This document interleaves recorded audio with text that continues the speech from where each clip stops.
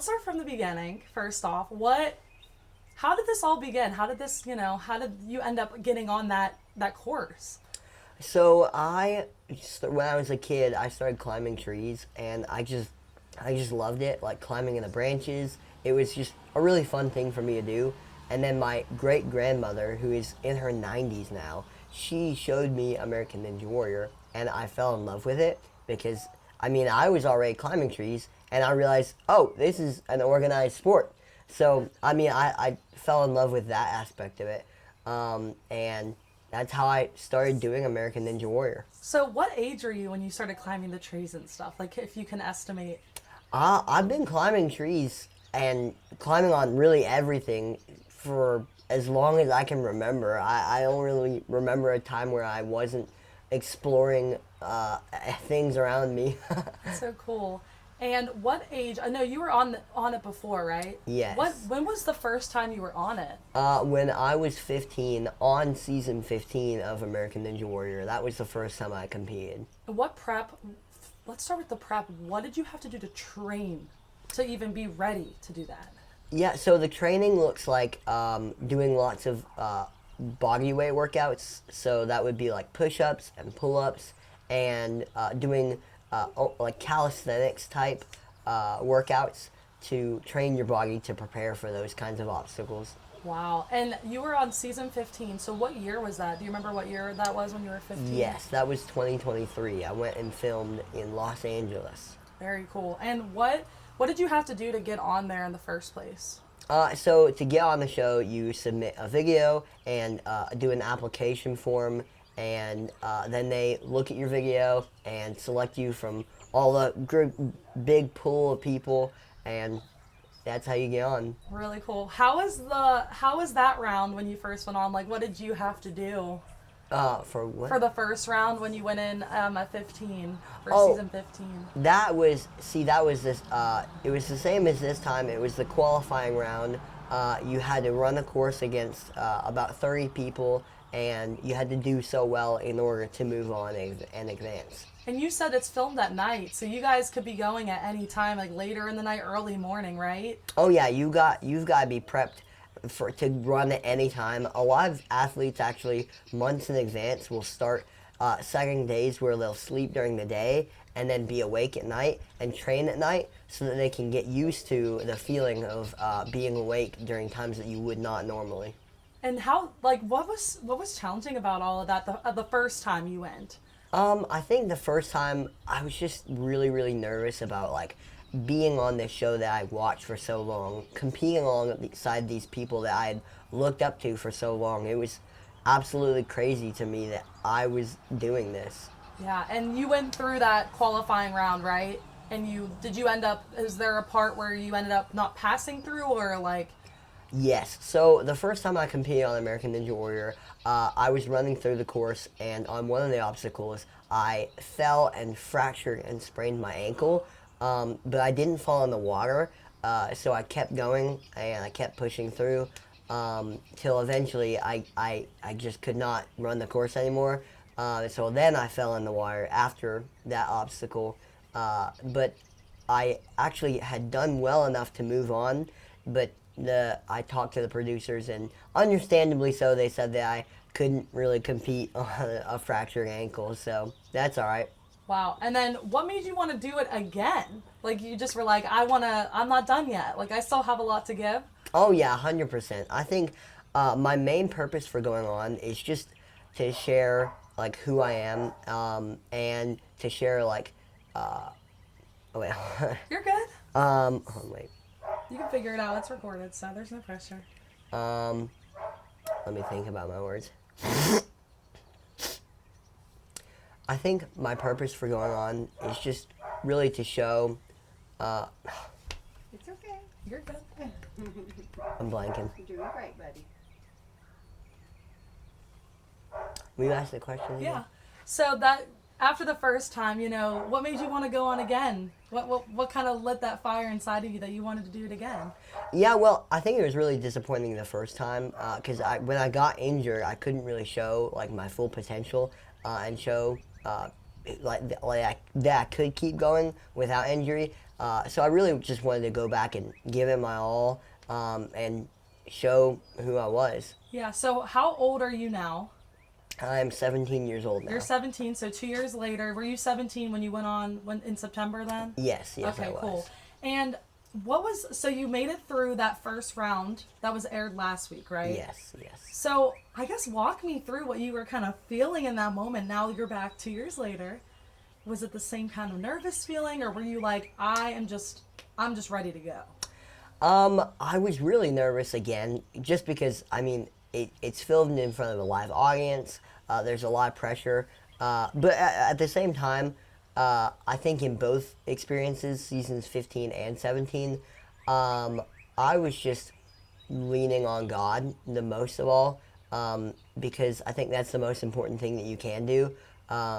And that's why I went on the show, is just to show love and light and show the light of Christ to people, and hopefully to impact people in that way. Yeah, because I mean, you felt like you were being called to go again, and that you are an inspiration to some people that might be nervous or might not want to make that move, right? So you were being called to go on again. I definitely felt like I was not done showing people what they can achieve through what I have achieved. Yeah. What was that training process like for the second time? Was there anything that was more difficult, or was it kind of the same so you were kind of used to it? What was that training process like? I definitely trained a lot harder for season 17. Definitely did a lot more balance since I had fractured my ankle. The healing time was a lot for that. So I had to work through that, and then just kept training harder and harder for this next season. Was it the training process before the show? Is that a couple months, or what would you say the time frame usually is? Well, I would say I don't really stop training, just because, first of all, it's just fun for me. Like, I just love doing this. And so I train as much as I can. But during, like, the show season, it's a lot harder training. And the months beforehand is where you really, really start to go harder on your course training and getting yourself in shape for the show. Yeah. Do they have you guys do any little practice courses before the big one when you get there, or is it kind of just you're going in cold feet, just kind of hoping for the best? Yeah, so it's actually interesting how they film it. You can't touch any of the obstacles beforehand, just to make it fair for the competitors. There are people who will show you how to do the obstacles beforehand. So they'll have testers that you can watch them do the obstacles, so that you know how to do it without breaking the rules. But other than that, there's a small warm-up area, and you're on your own. You don't get to touch any of the obstacles beforehand. Wow. How did it make you feel when you were about to go on the buzzer and you were just about to go? Like, what were you thinking? I was just praying that I would have fun, and again glorify God through everything, because that's all I really wanted to do. People have asked me what my goals were, and I had 2 goals, and neither of them were to do well, which might sound surprising, but my goals were to glorify the Lord in everything that I do, and to have fun, and I did both of those this season. Wow, that's so cool. I think it's just, what was the most challenging part of this one that just aired? Like, what was the most challenging part of going through that course? I think going through it with the last time I went on, in the back of my mind, falling when I knew that I had more to give was definitely really frustrating for me. And so I had that in the back of my mind, but I really felt at peace with it, knowing that it was out of my control and that it happened for a reason. That was really the best that I could do, and so I just gave everything that I had. Is there an obstacle that you are excited for coming up on this one? Is there a specific obstacle that you're like, I can't wait for that one? I mean, so this season is actually really all focused on obstacles from the past that they were bringing back, and some of these were before I was even born, and so that's crazy to me. But I just loved I loved all of them. I would say the one I was most excited for was Battering Ram, and that was the 5th obstacle, where you have to traverse across a series of hanging like tank type things. Was that the circle one where you have to pop from circle or no? That wasn't No, that one. This one was where you hang on like cylinders and traverse across them, and they're on bars that you have to slide them across. Okay, so that wasn't the last one. I know, or one of the last ones. It was the last one the one before where you the have wall. to like go on the hooks with the circles. Did you have to do that one at all? That was a different night. I think that was. I was like, there's one of them I watched like that. Okay. Yeah, that was a different night. I'm trying to think. Oh, It's like a spinning wheel thing, and you mean the Ferris? have to tip it That's over. the one I was talking Oh about. yeah. Yes. That was a different night of qualifying. Yeah. They switch out so that even though it's still really fun watching people do it, like they switch up the obstacles depending on the week, so that people have like more variety and they can watch people take on different obstacles. Oh, okay, cool. So they're all like, they change them up for each qualifying night? Like, Yeah. they change it up? Okay. They had it, it's actually really interesting. They had it, so they had 6 episodes worth of qualifying. And 1 was the same as 4, 2 was the same as 5, and 3 was the same as 6. And that's how they shot it in the episodes. So even though I was on the 4th episode, everyone from the first night of qualifying, that first episode and the 4th one, we all shot together. So it was all in one big night of filming. Really cool. What episode exactly were you on? I was on episode 4 of the qualifying. Cool. And what can people expect? I know that we can't give anything away, and I won't know anything, but what can people expect moving forward now after you pass that first qualifying round? Yeah, so now after qualifying is semifinals, where again, like I was saying, that episodes 1 and 4, the people who filmed together, they'll move on. The people who moved on will now also go against each other to do the same thing. Again, seeing the people who can advance and do another course. And this one, instead of just being 6 obstacles, is 10 obstacles. And so they'll see which ones can advance and do the best that they can. And that's how they'll root out for the finals. Okay. What was your time in that first qualifying round? Is there a specific time you had to hit to move on, or is it just if you kind of finished the course? So what it takes to move on depends on the course and the competitors, like the level of competitors. Sometimes you'll have a course that's pretty easy, and so lots of people hit buzzers, and then it's how fast you hit your buzzer. But if it's a pretty difficult course, then it comes down to who hits the buzzer, because normally not that many people are going to hit the buzzer if it's a pretty hard course. That time, it wasn't a time to beat, just because of the people that I was competing against. So I think it was around 15 people hit buzzers, and so 20 moved on, and so you didn't have to hit a buzzer to move on. But I got a buzzer in 1 minute and 32 seconds. Wow. How did that make you feel?